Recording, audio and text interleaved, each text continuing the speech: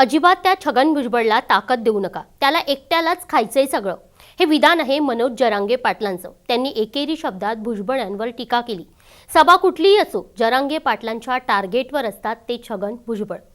राज्यात फक्त छगन भुजबळ हे एकटेच ओबीसी नेते नाहीत. नाना पटोले, विजय वडेट्टीवार हे विरोधातले ओबीसी नेते आहेत, तर भाजपचे चंद्रशेखर बावनकुळे देखील ओबीसी नेते आहेत. पण जरांगे पाटलांचं टार्गेट एकच, ते म्हणजे छगन भुजबळ. पण दुसरीकडे मात्र जरांगे पाटील एकनाथ शिंदेंचं कौतुक करताना दिसतात.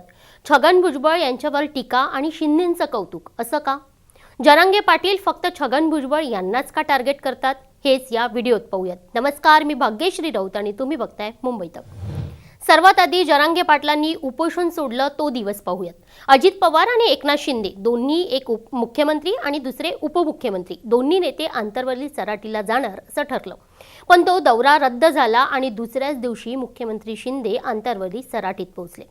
मुख्यमंत्री पोहोचताच त्यांनी स्वतःच्या हाताने ज्यूस पाजून जरांगे पाटलांचं उपोषण सोडवलं.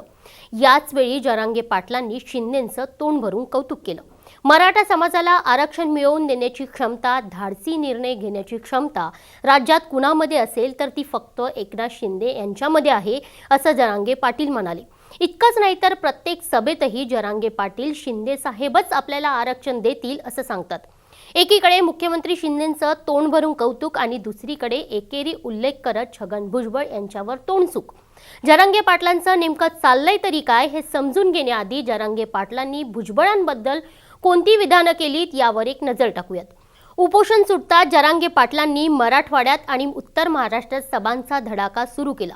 जरांगे पाटील हिंगोलीत भुजबळांचा एकेरी उल्लेख करत म्हणाले, अजिबात त्या छगन भुजबळला ताकद देऊ नका, त्याला एकट्यालाच खायचंय सगळं.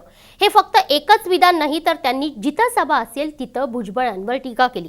बीडमध्ये बोलतानाही ते भुजबळांवर तुटून पडले. मराठा समाजाला कुणबी प्रमाणपत्र मिळाले पाहिजे, मात्र काही नेते समाजाची दिशाभूल करत आहेत. धाराशिवमधूनही त्यांनी भुजबळांनाच टार्गेट केलं. एकनाथ शिंदे आणि देवेंद्र फडणवीस यांनी भुजबळांना समज द्यावी असं ते म्हणालेत. प्रत्येक सभेत त्यांनी भुजबळांवर टीका केली. इतकंच नाही तर त्यांनी भुजबळ यांच्या येवल्यात जात सभा घेतली, तिथंही त्यांनी भुजबळांनाच टार्गेट केलं. तुम्ही मराठा आरक्षणाच्या विरुद्ध बोलायचं नाही, आम्ही सुद्धा बोलणार नाही, पण तुम्ही बोलले तर आपला दणका लय अवघड असतो, मग सुट्टी नाही, असं जरांगे पाटील म्हणाले. पण जरांगे पाटील सातत्याने भुजबळांवरच टीका का करतायत? तर ओबीसी समाजातून मराठ्यांना आरक्षण देण्याला छगन भुजबळ यांचा विरोध आहे, म्हणून त्यांच्यावर टीका करतो असं जरांगे पाटील सांगतात. पण जरांगे पाटलांच्या या विधानावर भुजबळांनी उत्तर दिलं, मराठा समाजाला आरक्षण देण्यास माझा विरोध नाही, मात्र ओबीसी समाजाला आरक्षण खूप कमी आहे, त्यामुळे मराठा समाजाला वेगळे आरक्षण द्यावे असं माझं म्हणणं आहे. माझ्या एकट्यानेच नव्हे तर इतर अनेक नेत्यांचंही हेच मत आहे. इतरांचे नावं घेऊन जरांगे पाटील का बोलत नाही? मला एकट्यालाच टार्गेट करण्यापेक्षा सगळ्यांना बोला, नाहीतर त्याला राजकीय वास येईल असं भुजबळ म्हणाले. पण खरंच प्रश्न आहे, ओबीसी कोट्यातून मराठ्यांना आरक्षण देण्यास फक्त भुजबळांचा विरोध नाही, तर विजय वडेट्टीवार आणि नाना पटोले या ओबीसी नेत्यांचाही विरोध आहे. इतकंच नाही तर चंद्रशेखर बावनकुळेंनी ओबीसी आरक्षणाला धक्का न लागता मराठ्यांना आरक्षण देण्याची भूमिका मांडली. मग मनोज जरांगे पाटील हे फक्त भुजबळांनाच का टार्गेट करतायत? याबद्दल संभाजीनगरमधले ज्येष्ठ पत्रकार सुहास सरदेशमुख सांगतात, छगन भुजबळ यांनी समता परिषदेची स्थापना केली. याच परिषदेचे कार्यकर्ते गावागावापर्यंत पोहोचले. त्यामुळे ओबीसी समाजाची बांधणी करणारा नेता अशी भुजबळांची प्रतिमा आहे. अशी प्रतिमा इतर ओबीसी नेत्यांची दिसत नाही. दुसरं कारण म्हणजे भुजबळ यांची आरक्षणाबाबतची भूमिका स्पष्ट आहे. आरक्षण हे काही गरिबी निर्मूलनाचा भाग नाही, सामाजिक समता प्रस्थापित करण्याचा भाग आहे, ही वैचारिक भूमिका भुजबळ तीव्रपणे मांडतात.